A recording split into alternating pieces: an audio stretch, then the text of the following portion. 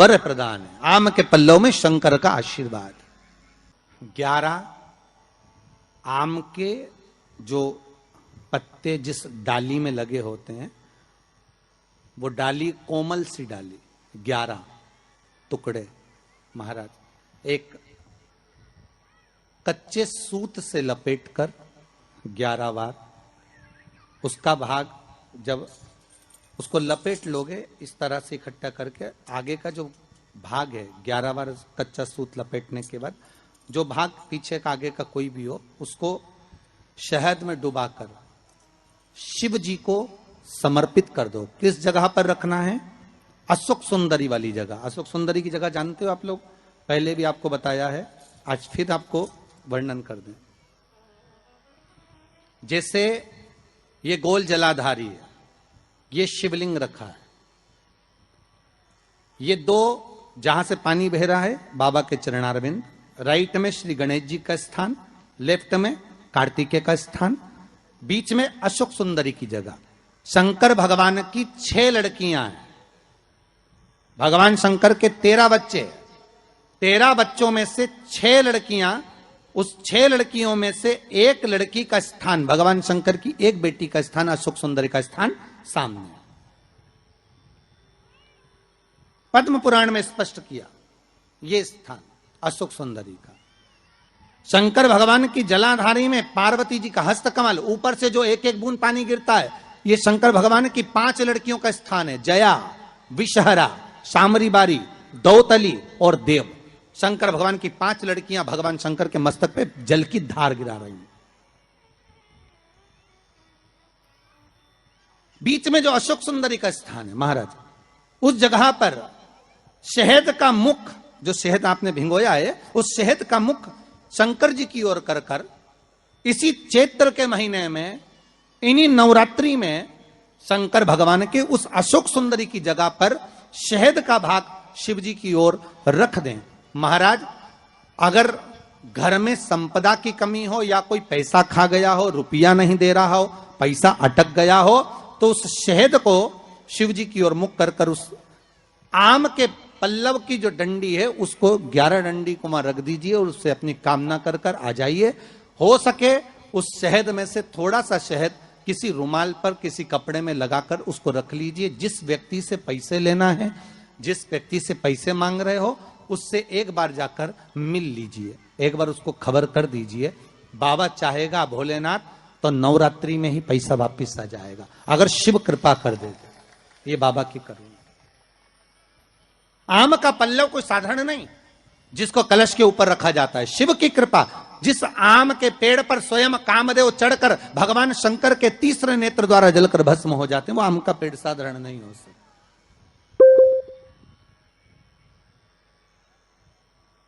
सहज नहीं है।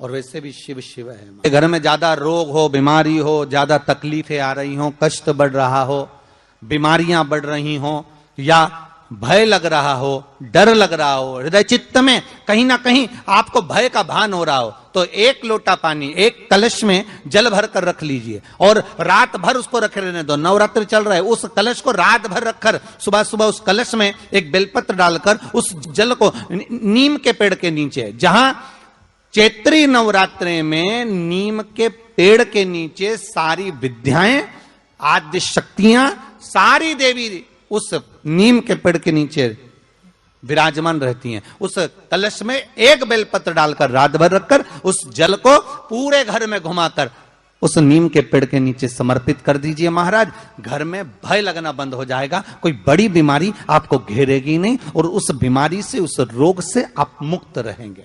उस बीमारी से, उस रोग से आप मुक्त पाएंगे। वो बीमारी आपको घेर नहीं। विश्वनाथ को कुछ नहीं चाहिए, मेरे शंकर को चाहिए क्या?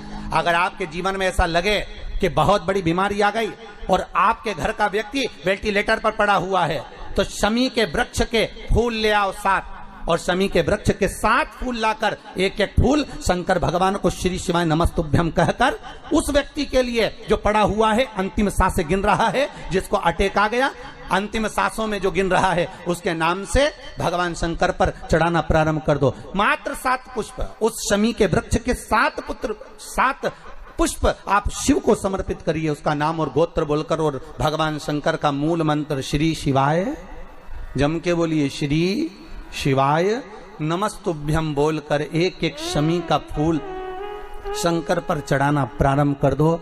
फिर आगे वो विश्वनाथ की मर्जी है, वो प्राण कैसे लेकर वापिस आता है, उस काल से छुड़ाकर महाकाल कैसे लाता है, ये वो जाने। आपका फर्ज केवल आप अदा करिए। जब अंत में डॉक्टर भी हार जाते हैं, जब अंत में डॉक्टर भी कह देते हैं कि अब हमारे बस का नहीं है, अब तो उस परमात्मा के हाथ में, मतलब डॉक्टर को भी मालूम है कि एक और डॉक्टर बैठा हुआ है, एक डॉक्टर और है, वो बस वो थोड़ा सा दूर तो रहता है पर करीब भी बहुत है। कई लोग कहते हैं गुरुजी वो कैलाश पर रहता है बहुत, तो उनको बुलाएंगे तो आएंगे। हमने कहा कैलाश पर तो रहता ही नहीं है, जहां भक्त है वहां भगवान, वो दूर तो रहता ही नहीं। आप तो बस केवल उसको बुलाने का प्रयास करिए, आप दिल से बस उसको हाजिर, वो दिल से बुलाओ तो उसको। इसलिए देवी भागवत में लिखा है कि नवरात्रि में एक दिन, जैसे प्रतिपदा है, पहला दिन है तो एक कन्या का पूजन करो, द्वितीया है तो 2 कन्या का पूजन करो, तृतीया है तो 3 कन्या का पूजन करो, चतुर्थी है तो 4 कन्या का पूजन करो, पंचमी है 5 कन्या का पूजन करो, छठ है 6 कन्या का पूजन करो, सप्तमी है 7 कन्या का पूजन करो, अष्टमी है 8 कन्या का पूजन करो, नवमी है, जम के बोलो, 9 कन्याओं का पूजन करो। और अगर इस तरह से आप पूजन नहीं कर सकते नवरात्रि में, तो 9 कन्याओं का पूजन एक साथ, या तो अष्टमी के दिन या नवमी के दिन कर दो, या मध्य में, बीच में भी आप कर सकते हो एक साथ। पर अगर आपकी कोई कामना है, आपकी कोई इच्छा है, मालूम पड़े, जैसे कई लोग कहते हैं कि हमारी इच्छा है, हमारी वो मकान नहीं बिक रहा, या हमारी वो जमीन नहीं खरीदी जा रही, या हमारी कोई कंपनी नहीं डल रही, या हमारे काम में ये अड़चन आ रही है, तो नवरात्रि में, 4 नवरात्रि में से किसी भी नवरात्रि में आप नियम बना लो कि एक कलश की स्थापना कर कर एक दिन में एक कन्या का पूजन कर कर उसको भोजन कराना, लाल वस्त्र देना, लाल चुनरी देना, दूसरे दिन में 2 कन्याओं का पूजन कर कर लाल वस्त्र ओढ़ाना, लाल चुनरी देना, तीसरे दिन में 3, चौथे दिन में 4, 5वें दिन में 5, ऐसे 7-9 दिन तक एक एक कन्याओं के क्रम को बढ़ाते बढ़ाते बढ़ाते बढ़ाते आप उस पूजन का विधान प्रबल कर सकते। क्या मैं नवरात्रि में अगर मान लो कोई साधना करना हो तो कौन सी साधना करना चाहिए? हम किसकी आराधना करें? हम 9 दिन तक किसकी साधना करें? तो अगर बन सके तो देवी भागवत में सबसे सुंदर साधना यही है कि हम एक दिन में एक कन्या के चरण धोकर पूजन कर कर उस कन्या को भोजन कराकर उसका स्मरण करें। हाँ, ये जरूर है अभी कोरोना महामारी चल रही है तो इस नवरात्रि में भले ना करें, पर आगे की नवरात्रि में जब नवरात्रि अच्छे रहें, कोरोना से मुक्त रहें, तब आप किसी कन्या को एक दिन में 1, 2 दिन में 2, 3 दिन में 3, 4 दिन में 4, 5 दिन में 5, ऐसे नवरात्रि 4 बार जो नवरात्रि आती, किसी भी नवरात्रि में आप स्मरण कर उसका फल मिलेगा।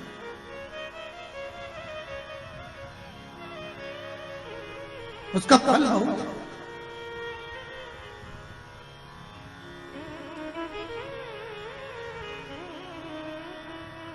जैसे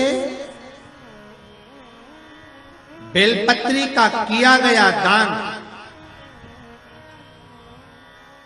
छिन्न नहीं माना गया। किस चीज का दान? जम के बोलिए जरा। बेलपत्री। बेलपत्री का किया गया दान छिन्न दान नहीं है, समाप्ति नहीं होती। बेलपत्री अगर आपने कोई आपसे कहा जी तुम्हारे यहाँ बेलपत्री लगी है, जरा 8-10 दे दोगी क्या? बिल्कुल। और उससे कहो बेलपत्र तू मत तोड़, हम तोड़ कर देते, और अपने हाथ से बेलपत्र निकाल कर उसको दो दान। ये छिन्न दान नहीं है, ये समाप्त नहीं होता। ये बेलपत्र का दान अविरल दान बढ़ता है।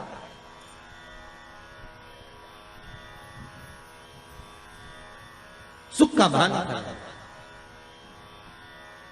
ये छिन्न होने वाला नहीं। अभी प्रिय है पुष्प में आक का पुष्प, जो आंकड़े का पुष्प होता है शंकर को बड़ा प्रिय है। और दूसरे नंबर पर शंकर को प्रिय है शमी का पुष्प, बहुत ध्यान देना महाराज। तीसरे नंबर पर शंकर को प्रिय है महाराज सरसों का पुष्प, सरसों होती है ना जो राई अपन बोते हैं, सरसों बोते हैं, उसमें पीले कलर का जो पुष्प लगता है।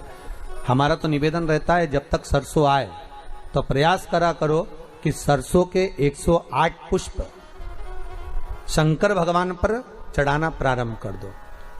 महाराज ये पक्का है कि वर्ष भर कोई बड़ी बीमारी आपको घेर नहीं सकती अगर सरसों के फूल शिव को चढ़ रहे हैं तो।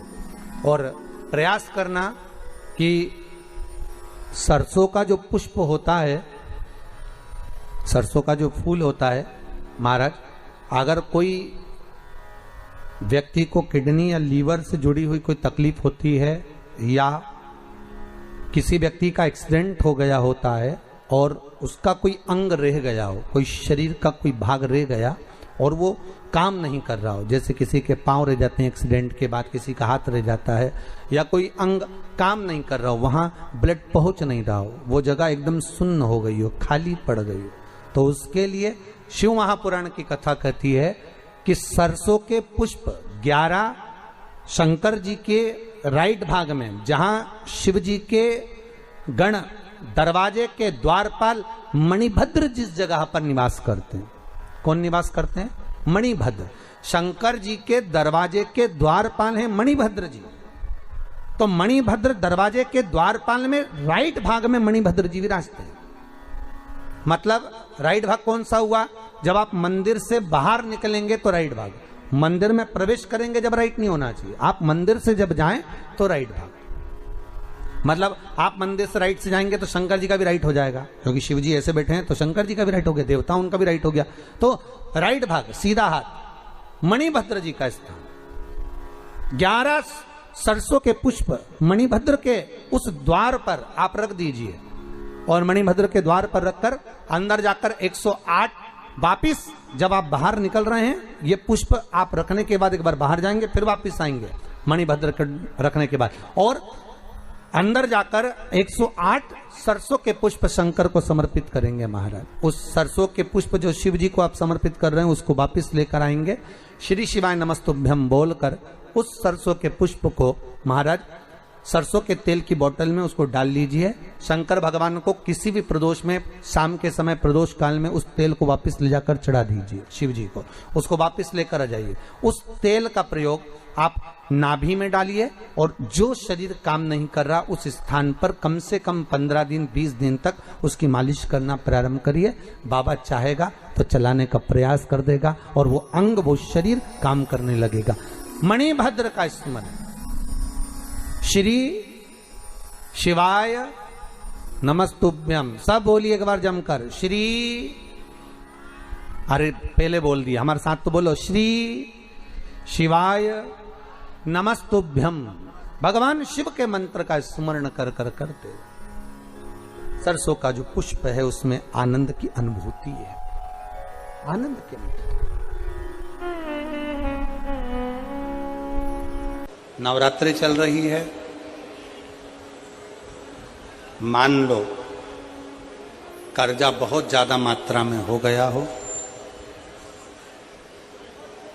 पीक अच्छी नहीं आई हो, फसल अच्छी नहीं आई हो, बहुत टेंशन की जिंदगी अगर चल रही हो, बहुत चिंता ग्रसित कर रखी हो और ऐसा लग रहा है कि पैसे की आवक कहीं से नहीं है और टेंशन बढ़ता जा रहा है, तो ये नवरात्रि जब पूर्ण हो तो दशमी जब तिथि आए, 9 दिन पूरे होने के बाद जब दसवीं तिथि आए, दसवीं दशहरा, चैत्र का जो दशहरा, नवरात्रि पूर्ण होने के बाद में जो दशमी तिथि आए,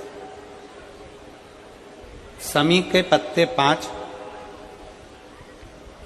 दुर्वा, 5 बेलपत्र, भगवान शंकर के मंदिर में 1 शमी का पत्ता,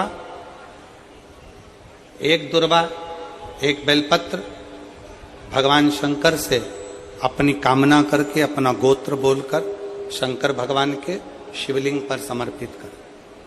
फिर दूसरा पत्ता, दूसरा शमी पत्ता, दूसरी दुर्वा, फिर शिव जी पे समर्पित कर। 5 पत्ते शमी के, 5 दुर्वा, 5 बेलपत्र, जो विजयदशमी चैत्र महीने की रहेगी, चैत्र महीने की जो 10वीं तिथि रहे नवरात्रि के बाद की, समर्पित कर कर 1 लोटा जल 3 बार शंकर जी को उसी जल से 3 बार समर्पित करें।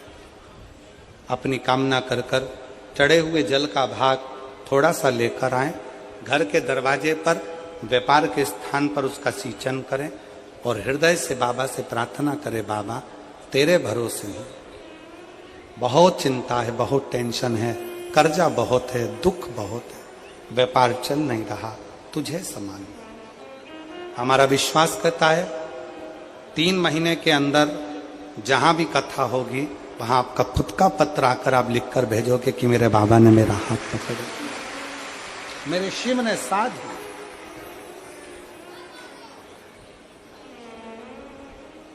विजयदशमी पर शमी के पत्र की बड़ी महत्वता होती है।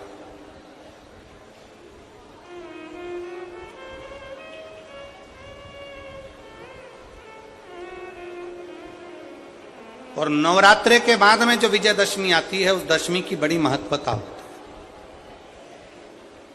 धन की कामना के लिए, कार्य सिद्धता के लिए, भगवान शिव की अविरल भक्ति को प्राप्त करने के लिए शमी पत्र मूल होता है। मूल।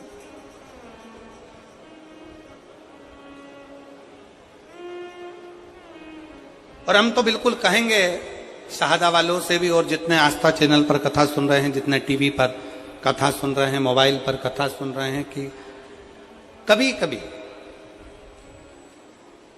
2 स्थान पर दीप लगाने में पीछे मत हटो। पहला, बेलपत्री के वृक्ष के नीचे।